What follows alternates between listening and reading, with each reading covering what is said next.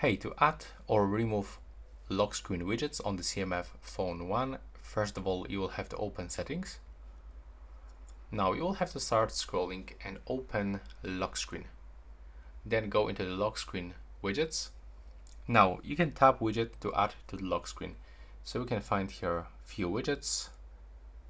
For example, I would like to add something from this weather.